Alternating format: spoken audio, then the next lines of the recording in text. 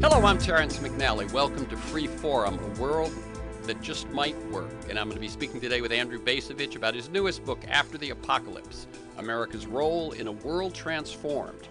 You can learn more at Responsible Statecraft, one word, responsiblestatecraft.org. The show airs as specials on KPFK 90.7 FM in LA, streams weekly on the Progressive Voices Network on TuneIn, and podcasts are available anytime, anywhere on Apple Podcasts, most major podcast sites, and at my site, terrencemcnally.net, TERRENCEMCNALLY.net. I first interviewed today's guest, Andrew BACEVICH, in 2008. His book, The Limits of Power, The End of American Exceptionalism, pull things together in ways I hadn't seen before. Things like our politics of personality, the rise of the imperial presidency, our national cultures of consumption, as well as how all those link to our military adventures. I have paid close attention to his insights ever since, and we've talked a few times over the years since then. Among the first lines of his latest book, BACEVICH writes, quote, "During the summer of 2020, nervous Americans sensed the onset of a terrifying apocalypse. Fires and floods were only the latest in a succession of punishments Americans were obliged to endure. First had come the toxic and divisive presidency of Donald Trump. Then a deadly pandemic engulfed the nation, nearly bringing it to its knees. Trailing just steps behind came an economic collapse so severe as to elicit comparisons with the Great Depression of the 1930s. Before Americans had fully absorbed these disruptions, a mass movement demanding a reckoning with the nation's legacy of racism erupted, unleashing in turn a white nationalist backlash. Regardless of whether our self-inflicted contemporary apocalypse leads to renewal or further decline, put simply, basic U.S. policy must change." After the Apocalypse is a short book, 172 pages, written, BACEVICH states, in a bit of a fury. Will the dangers and disasters that we've been facing finally move us to abandon a set of beliefs about America, its identity, and its security that have kept us sleepwalking in place, or worse, for decades? He ends a note to the reader in the front of the book with these words: "I offer this book not for my own contemporaries, but for those who will inherit the muddle we have made. I hope they may benefit from this reflection on what happens when the decay is left unattended." Andrew BACEVICH, Professor Emeritus of History and International Relations at Boston University, President of the Quincy Institute for Responsible Statecraft, is a graduate of both the U.S. Military Academy and Princeton University. He served in the U.S. Army for 23 years, retiring with the rank of colonel. His books include The Limits of Power, Twilight of the American Century, The Age of Illusions, How America Squandered Its Cold War Victory, and this one, his latest, After the Apocalypse, America's Role in a World Transformed. Welcome again, Andrew BACEVICH, to Free Forum, a world that just might work. Well, thanks for having me. And let me tell listeners, we're recording this conversation Thursday, June 3rd. First of all, how are you? We spoke in January 2020, which was just 4 to 6 weeks before so much changed. How have you coped with the pandemic? Well, I think compared to with many of our countrymen, I've coped rather well. I'm an old guy. Our kids are grown. The house is paid for. I've got the Army giving me retirement pay and the VA giving me disability pay. So, we have witnessed this terrible. My wife and I, we have witnessed this terrible year, which has inflicted so much pain, and quite frankly, we've been blessed and fortunate to endure it all without the difficulty that many others have. Yeah, I understand. You know that I like listeners to get a feel for the people behind the work and the ideas that we talk about. We've talked before about your path through the military and so on. Tell me this time a bit about the path to the creation of the Quincy Institute. Well, one of my preoccupations for, I suppose, the last 20 years now has been the way our belief in our chosenness, our belief that we are the new chosen people, that we are the indispensable nation, to use that phrase coined by Madeleine Albright. Mm-hmm. I've been preoccupied with how that intersects with American militarism. I mean, the belief that not only are we the supreme military power on the planet, but even more significantly, the belief that somehow or other we are the masters of war and therefore can put this military power to work. That we're strong not so we can defend ourselves, we're strong so that we can assert and change the world to our liking. So that's been a preoccupation of mine in books I've written and essays. And I guess about 2 years ago now, I was approached by some younger people who had this idea of creating a new think tank. And they invited me to participate, to help found it. And the idea behind the think tank is to change U.S. foreign policy. I mean, it's an incredible ambition. There's only about 20 of us that are involved with this entity, and to change it in a way that will persuade members of the foreign policy establishment to appreciate the benefits of the principle of restraint. Mm-hmm. In other words, to refrain from further recklessness in the use of military power, to see the wisdom of diplomacy, of engagement in ways that don't involve bombing countries or invading countries or violently overthrowing regimes. So I was pleased to be invited to join this undertaking, and we've been in business now for, I guess, going on a couple of years. We're small compared to the other established think tanks. I think we've done a good job of gaining recognition. We have carved out a place in the universe of think tanks. We have not changed the foreign policy establishment, and I think, to be realistic, this is an enterprise that is probably will take a decade or more. Mm-hmm, mm-hmm. But that's what we're doing. I mean, I'm proud to be part of that.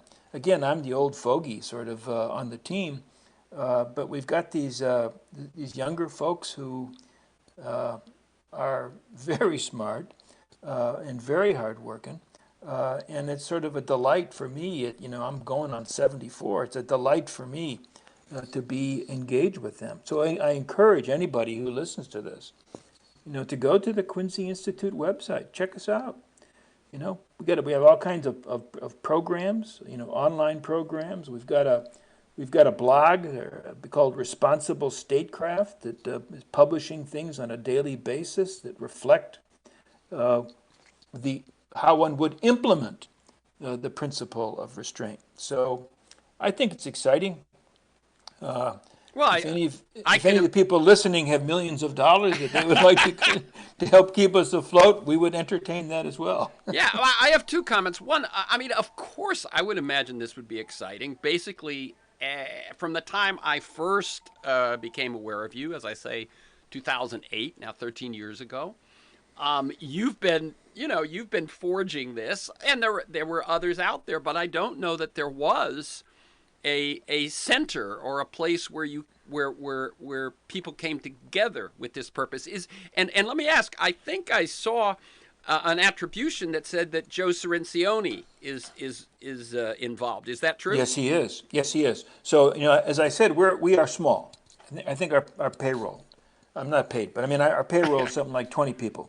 But we have various people who carry designations like non-resident fellow, mm-hmm. Who contribute to our work, who write things for Responsible Statecraft, who participate in our events. And Joe is very much in that group and is incredibly valued because he's really a seasoned veteran.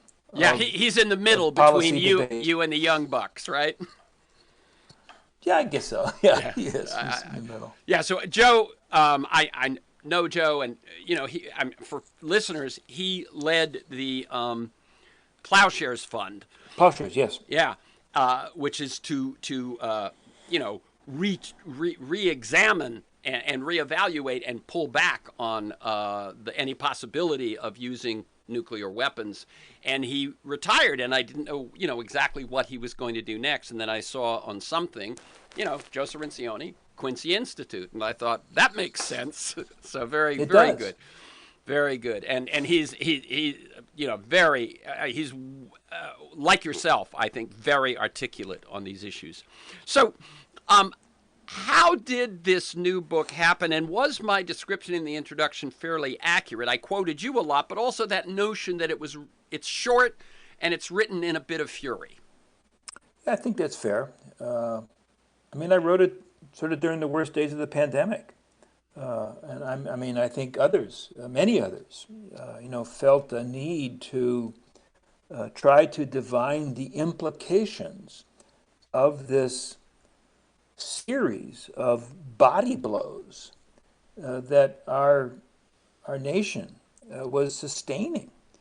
What did it mean? And I don't pretend for a second that my short book, as you suggested, written in some haste, I don't pretend for a second that this is going to be the last word on what the apocalyptic year of 2020 signifies. But I did feel a need to sort of weigh in, and in the angle of vision I wanted to take was to argue that these body blows that we sustain need to cause us to think differently about our role in the world, about America's role in the world, and which of course then connects directly to the mission of the Quincy Institute. So that's where I was coming from. And I hear that. I'm going to press in a little bit on that. That I hope that we will spend a fair amount of time on your conclusions, which I find concrete and, in some sense, given the status quo, some of them radical. But did the apocalypse, as you term it, the body blows that we've taken, health-wise, economically, and just this divisive tribalism that the 4 years of Trump and the aftermath have presented us with, does that give you desperation, or does it actually kindle some optimism that maybe things could change? Well, not a hell of a lot of optimism. To me, and some people have talked about this, but I don't think we've talked about it enough. But to me, the one fact of the 2020 election that we need to reflect on soberly is the fact that Trump got, 75 million votes? Exactly. He got more votes than anybody ever running for the presidency, with the exception of Joe Biden in 2020. He increased his vote count by something like close to 10 million, if I'm not mistaken. So I think that's just one data point that I think suggests how troubled our country is.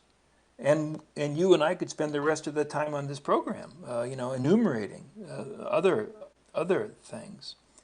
So I think we're really in deep trouble. Yeah, and let me just say one thing on that. Whenever I refer to that 74 million or that 75 million, it is not on some fanciful idea of what Trump might do, which you could vote on in 2016, but it's after the tremendous bungling of a pandemic. Do you know what I'm saying? You're not the bungling of the pandemic. Take his agenda at face value. That is to say, take the promises that he made in 2016, and how'd he do? Yeah. Well, he didn't do anything. I mean, he promised to balance the budget. Yeah. No, he didn't. He promised to make great strides in eliminating the national debt. He didn't. He promised to end forever wars. He didn't. He promised to deliver for pro-lifers on the abortion issue. He didn't. He promised to remove the nuclear threat from North Korea. He didn't.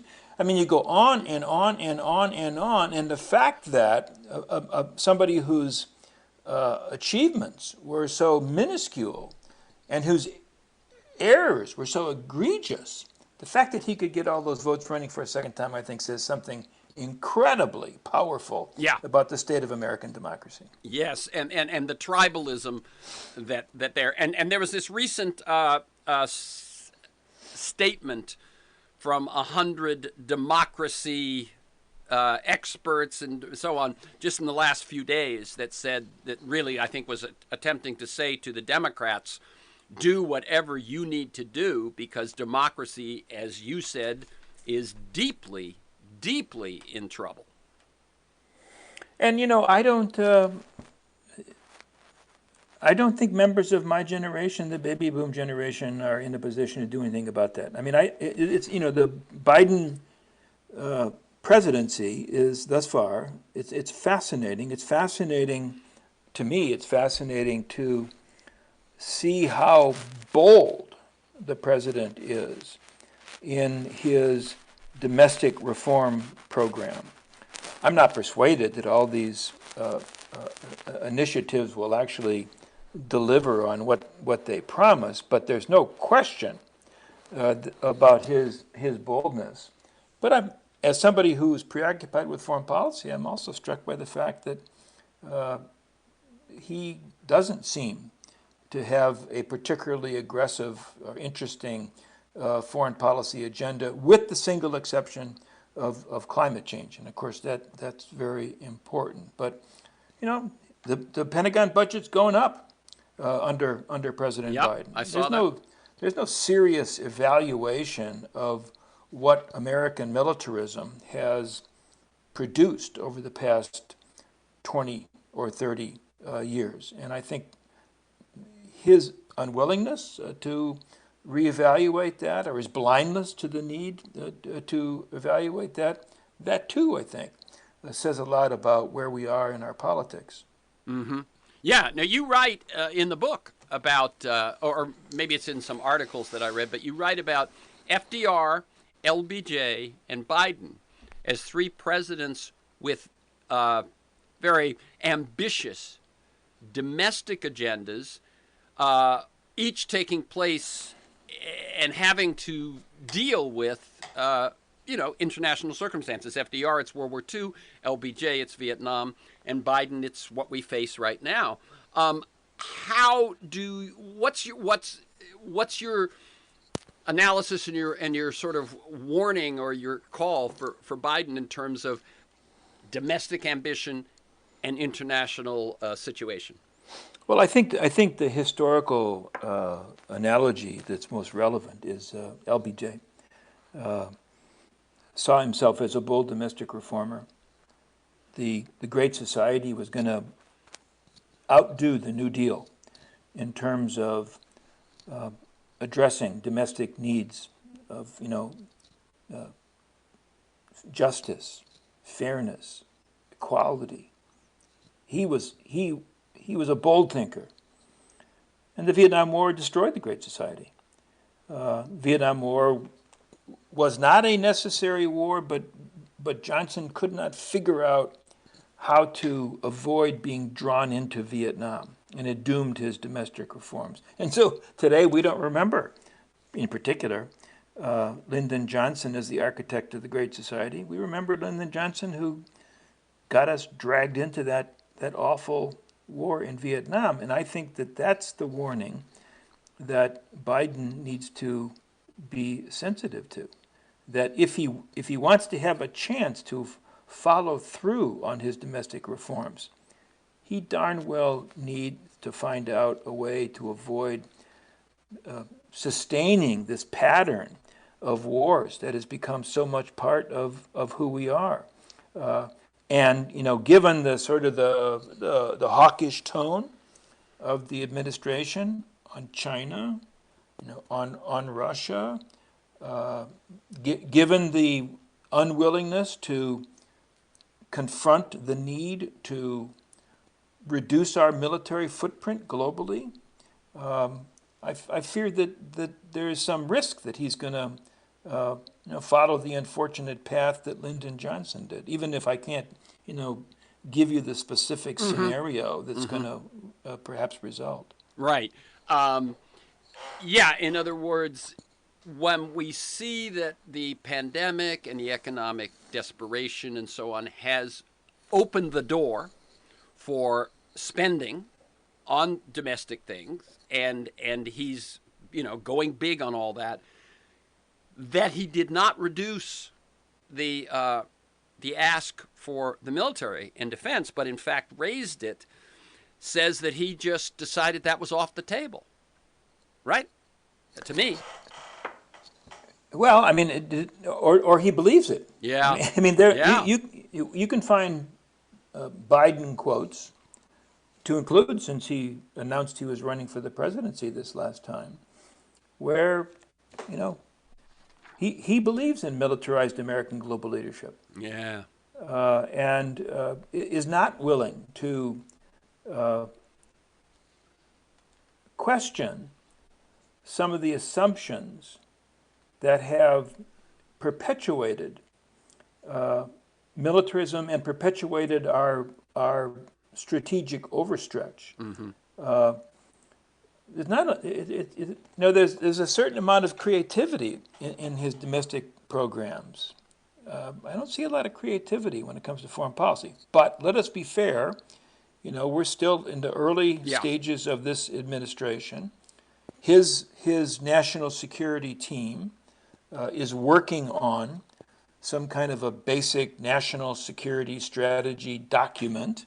And it will be interesting to see what that document looks like. I think the betting is that it's going to emphasize the need to compete with the Chinese and compete with the Russians.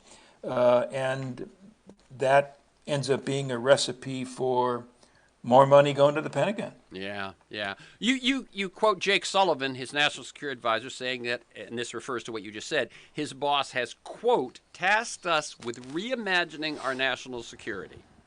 Now, I know that you and I have talked about that in the past, and certainly I want to go with that right now. How did the current concept, or has it always been so, of national security devolve to military security and I'm just going to put out one point you make. The point you make is that for Americans in 2020, the pandemic, the virus, the climate change, the fires, the disasters, those are affecting individual American security much more than all of this military, than the focus on military would say.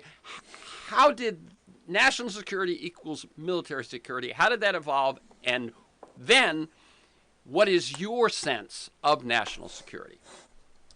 Yeah, I think on the first question, we need to be mindful of two specific pivotal moments. The first of them was the very brief period between the end of World War II and the beginning of the Cold War. Surrender ceremony in Japan's early September 1945. I think the famous long telegram that George Kennan writes from his diplomatic post in Moscow is February of 46. By, I think it's April of 46, we've got President Truman announcing the Truman Doctrine, which really lays out the strategy of containment. And my point there is that in a very short period of time, we pivoted from a belief that a great victory over Nazi Germany and Imperial Japan would lead to peace, pivoted to a conviction that an adversary at least as dangerous now faced us, and we therefore had to accept the necessity of protracted struggle defined not entirely, but to a very large degree in military terms. And that struggle was called the Cold War. It continues to the end of the 1980s. Into the 1980s, the Soviets give up the struggle. Soviet Union collapses. Warsaw Pact collapses. We have another one of these pivotal moments when it seems like big change is going to happen. Fall of the Berlin Wall. Everybody celebrates. Francis Fukuyama writes an article called The End of History, and people say, yes, the end of history. And then, again, in a very, very, very brief period of time, we've got Saddam Hussein invading Kuwait. The end of the Cold War leads to another war called the Iraq War, which in and of itself, is, of course, is a very abbreviated period.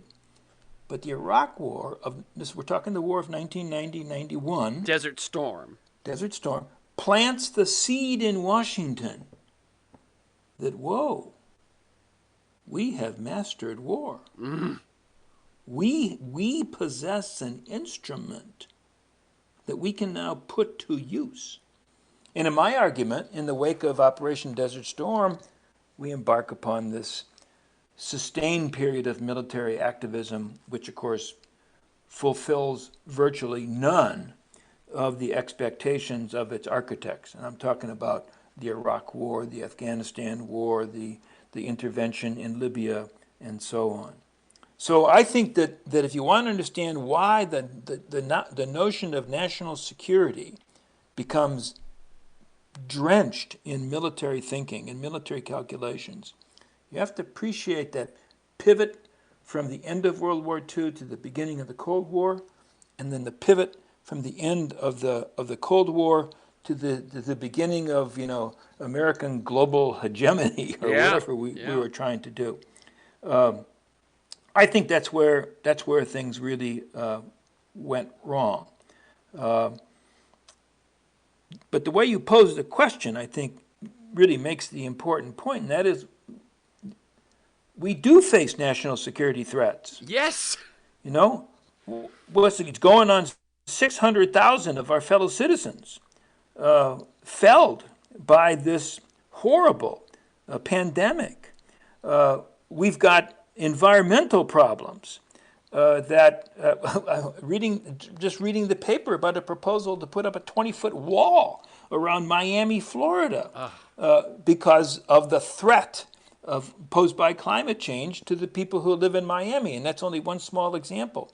So we've got this humongous national security establishment, the military itself, the intelligence community, the CIA, and so on. We're spending something on the order, when you count it all up, something on the order of $1 trillion per year, and yet that establishment is of virtually no use whatsoever in terms of dealing with those things that actually do pose a threat to the safety and well-being of the American people. So something's fundamentally wrong here, and therefore I think there's an urgent need to question what ought to be the meaning of national security, or perhaps to banish that phrase from our vocabulary and replace it with something else. I think I hadn't even thought of that, but yes, indeed, that's something else that speaks to that kind of big picture, but in a way that actually is relevant to the challenges we face. Frankly, the phrase is probably, it's not my phrase. Others have used it, but I think perhaps the phrase is human security. Yeah. Human security. Yeah. Well, you commend Reinhold Niebuhr's conception of moral realism, which begins with the recognition that the primary duty of any government is to provide for the well-being of its citizens. Human security. Let me tell people, this is Free Forum, a world that just might work. I'm Terrence McNally. I'm speaking with Andrew BACEVICH about his newest book, After the Apocalypse, America's Role in a World Transformed. You can learn more. I'm going to give you 3 websites. Responsible Statecraft. Those 2 words together as one, responsiblestatecraft.org, which is the website of the Quincy Institute, which we've talked about. And then you can find a lot of his latest articles at Tom Dispatch, one word, Tom, T-O-M, dispatch.com, or thenation.com. They both run a lot of Andrew Bacevich's articles, including the same ones. So there's that. Now, let me tell you a quirky little thing that I was reminded of as preparing for this interview, Andrew. I interviewed Mark Mickleby, and I think he goes as Mac Mickleby or Mick Mickleby, in 2013. And in 2011, while he was Special Strategic Assistant to the Chairman of the Joint Chiefs of Staff, he had co-authored a document called A National Strategic Narrative that made many of the points that you make in your book. I'm going to read just a couple of quotes. That the complexity, competition, and interconnectedness of a new century require a fresh perspective on how best to secure our enduring national interests of prosperity and security, and that our current path is simply unsustainable. From containment to sustainment, the starting point for our strategy should be internal rather than external. Investment priorities were young people, education, intellectual capital, and then cultivation and use of our natural resources. Were you even aware of this when it was written, and what does it mean that such ideas emerge, get ignored, no one ever thinks about them or hears about them? No, I'm not aware, and I'm ashamed to say that. People, your listeners are going to think I stole from his writing, which I did not. Well, I mean, a couple of things. One is, I think, the prevailing conception of our role in the world, which is a product of many things, but I think in a proximate sense is a product of World War II and the Cold War, is that we are called upon to transform, to remake the world in our own image. Mm-hmm. That's our job. And that the best way to do that, we've come to believe, is by amassing and then using hard power. The results that we have achieved, particularly, let's say, since the end of the Cold War, would not seem to support those expectations. But they persevere. Why? Well, Dwight D. Eisenhower gave us one explanation. The military-industrial complex. The military-industrial complex, which of course implicates the Congress, implicates many think tanks, not the one I'm involved in. There is kind of not a conspiracy because it's right before our eyes, but there is an agreement somehow to maintain this global military footprint, to maintain military budgets far in excess of, not simply of any country, but far in excess of any combination of countries. So there's not a heck of a lot of willingness to question all that. Yeah. And I'm just going to add the exclamation point to one of the things you said. Since World War II, according to my calculation, the only military victory we've achieved was Grenada. Would that be probably correct? Yeah. Well, others would argue, I think, that the Balkan interventions of the Clinton era, but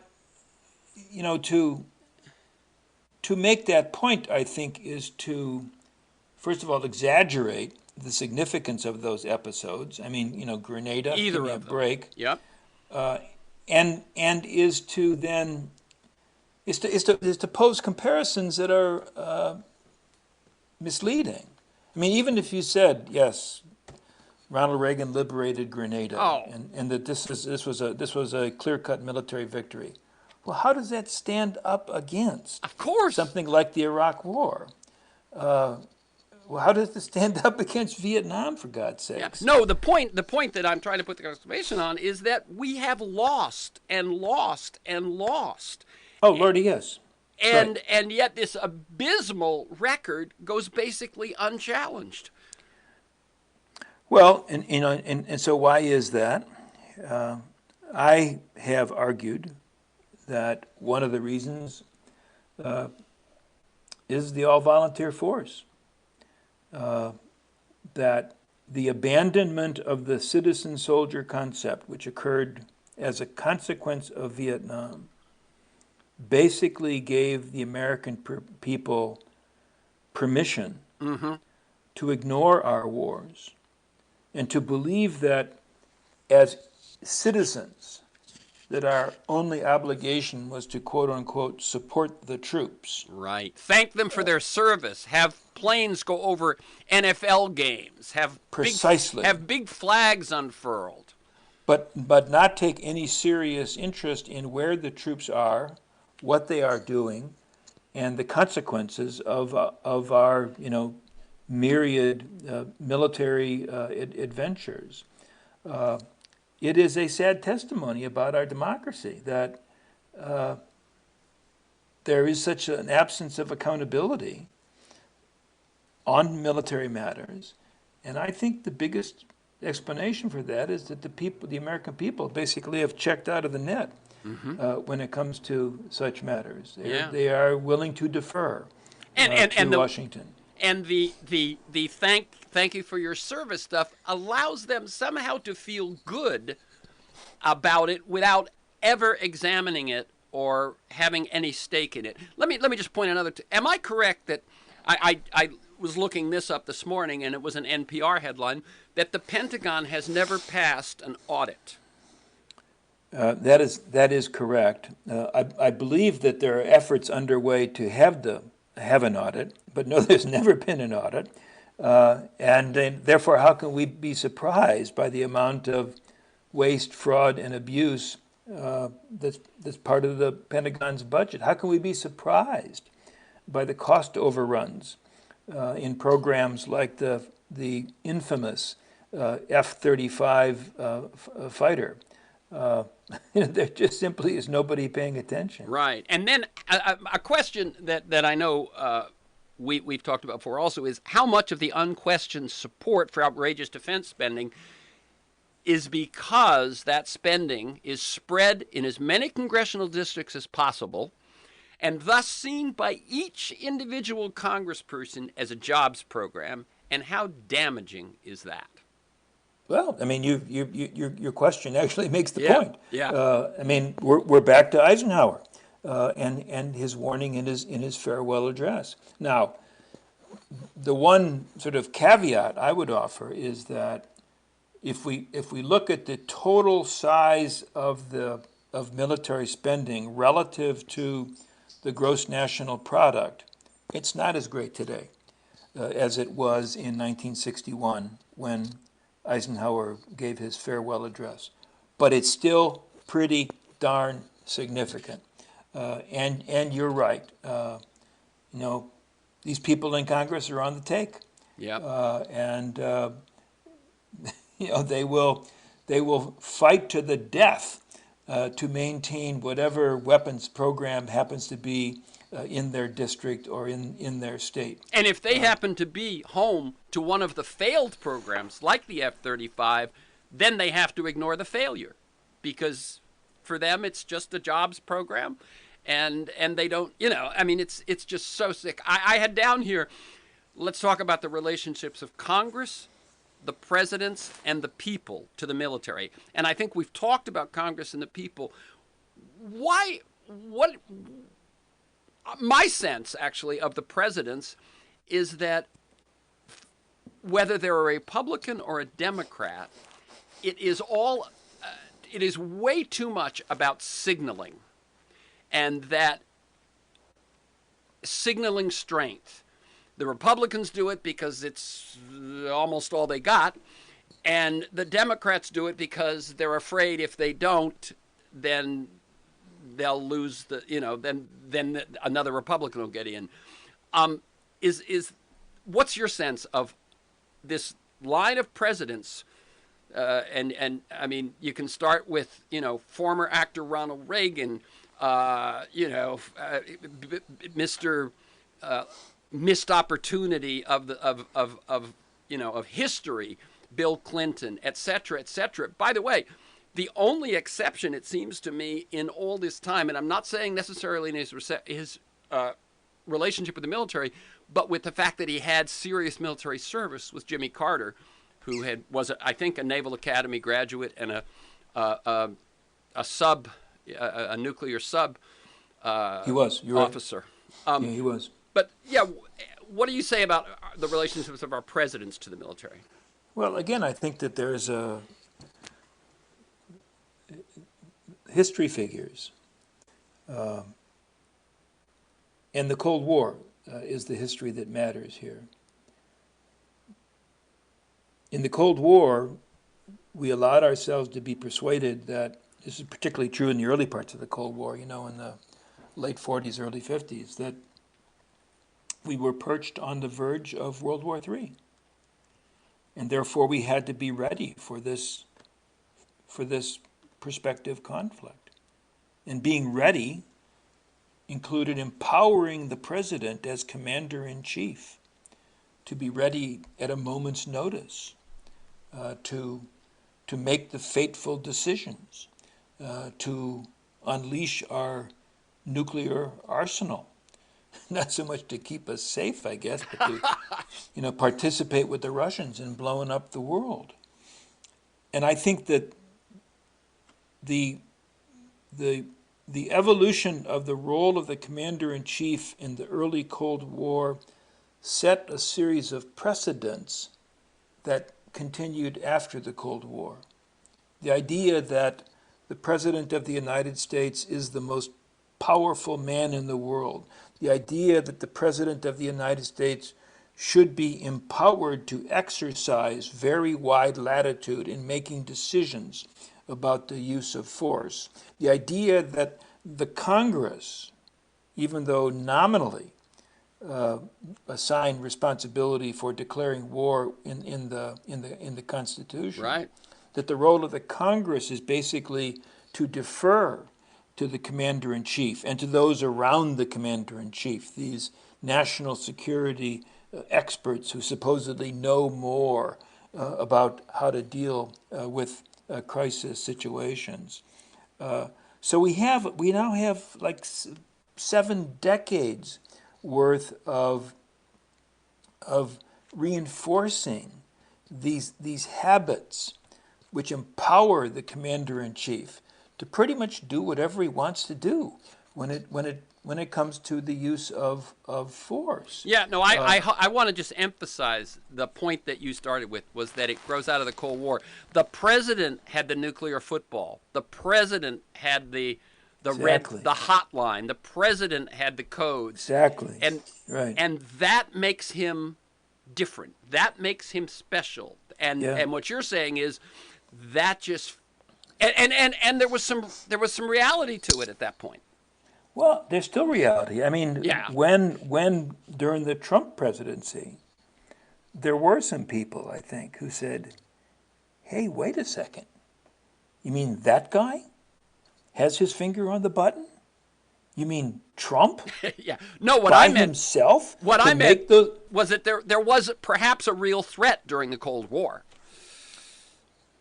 Well, but the empowerment of the commander-in-chief persists after the Cold War. That's right. It's only when we have somebody like Trump in the office that there are some people who say, "Hey, wait a second. This is madness. It is madness for one individual to have this kind of authority." Unfortunately, fortunately, Trump goes away. Yeah. Fortunately, we have Biden. But now the whole topic goes away. Yeah, exactly. In other words, there's no debate about, well, why should Joe Biden have the authority to initiate a nuclear strike against some other country on his say-so? There's a sense, well, Biden is a mature adult.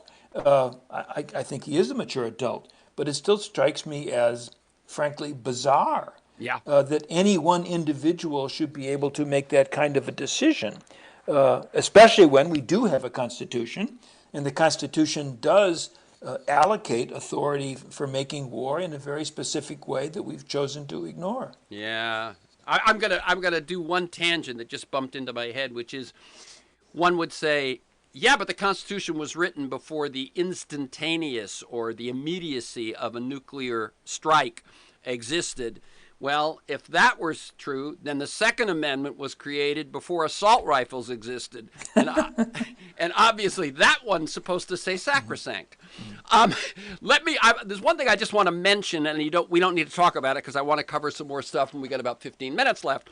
And that is that you did such a great job of listing the media boosters of invading Iraq that so many of us have forgotten the roles they played. And I just want to list them because so many of them still are listened to as if they have some sort of wisdom to offer.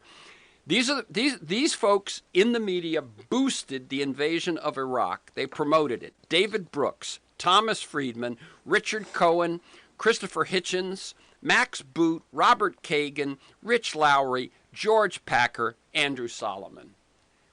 Why their ticket didn't get, like, withdrawn, you know? That's all. Comment.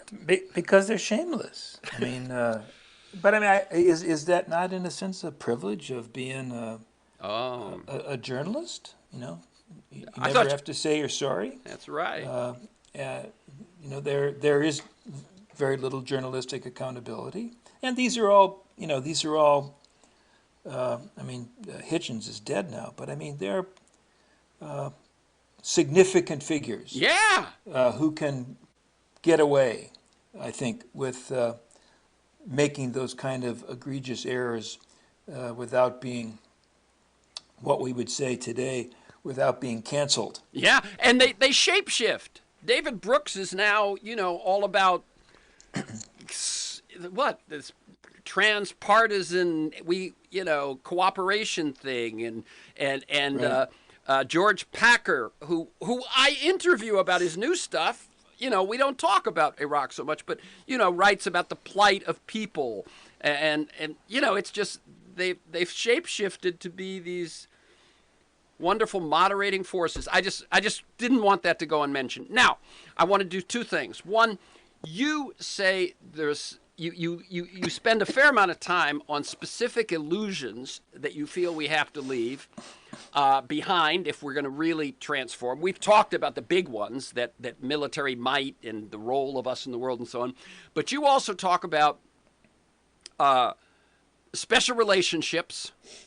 Well, you talk about the West, special relationships, and, those are two. Just very briefly on those two, and then I want to talk about your conclusions of what should take place. So I certainly grew up accepting, without questioning at all, the notion that we are part of the West. Of course, I am a white male, American-born, middle class, and was very comfortable with the notion that we are part of the West.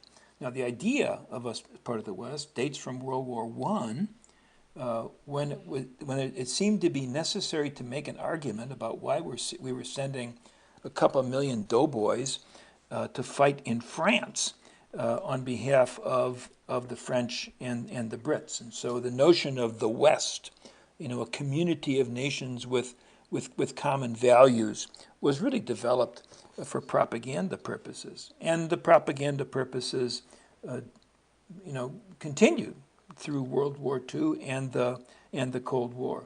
I've come to believe it's a lot of nonsense. And it's a lot of nonsense because, in part because of who we are today as a people, as a nation. I may be a white male, but we no longer are really. We are a racially diverse nation, ethnically diverse. If we have special connections historically to Europe, well, there's millions of our fellow citizens who have special connections to Latin America, and millions have special connections to the Asian nations that they came from. So I think that the notion that we're part of the West is no longer useful. We need to see ourselves as who we are. We are a global people, and we should be as interested in, as sympathetic to, the peoples of Latin America or Africa or Asia as we are to the people of France, Great Britain, and Germany. So I think the notion of the West may once have been useful. It's not anymore. Same thing on special relations. And let me just say, you're saying both that the notion of the West is no longer accurate and no longer useful. Bingo. Yeah. Neither. Yeah. So in special relationships, I got a chapter that talks about our relations with Great Britain and with Israel. Yeah. Again, I think most Americans accept the fact that we have a special relationship with these two countries, and I sort of say, well, why is that the case?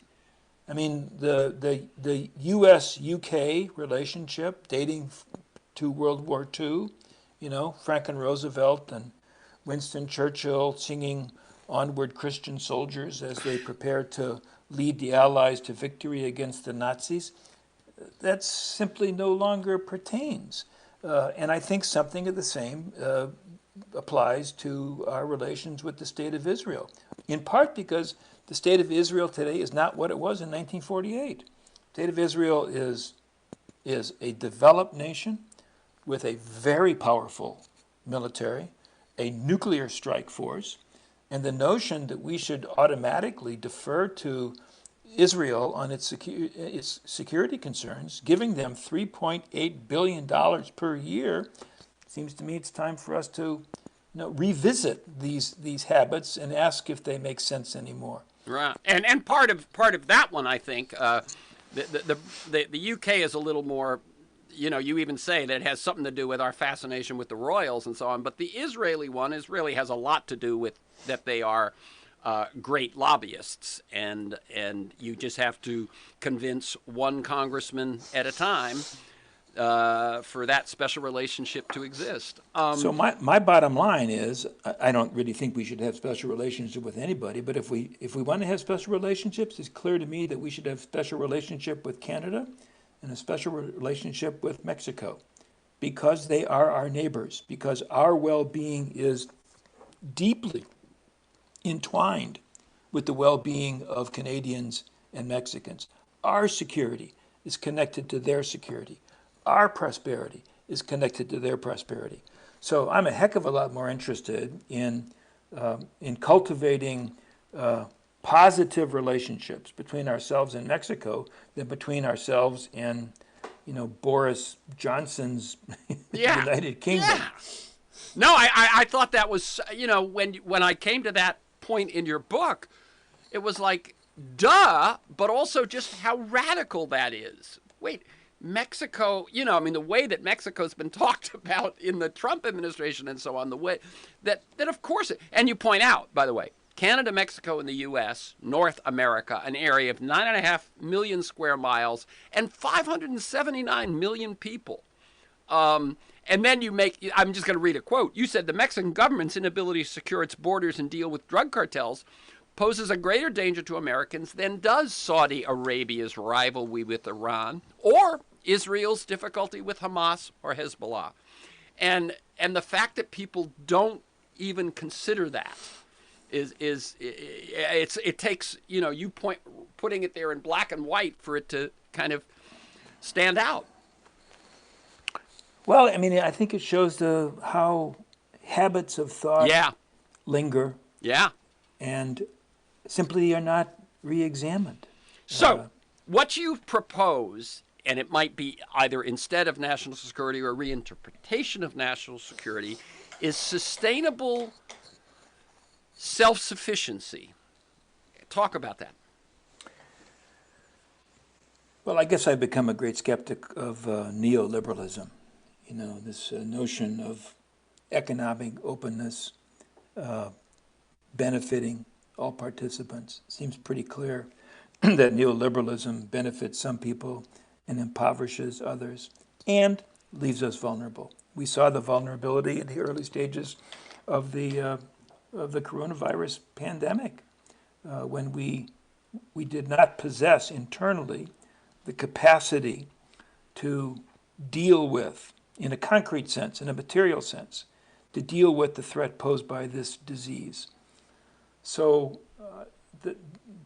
I believe there is merit to thinking about how to become more self-sustainable in terms of being able to provide for our own well-being, to protect ourselves against the future pandemics, to protect ourselves against environmental degradation, to protect ourselves, this is much in the news these days, to protect ourselves against cyber threats, which can have a crippling effect on our economy.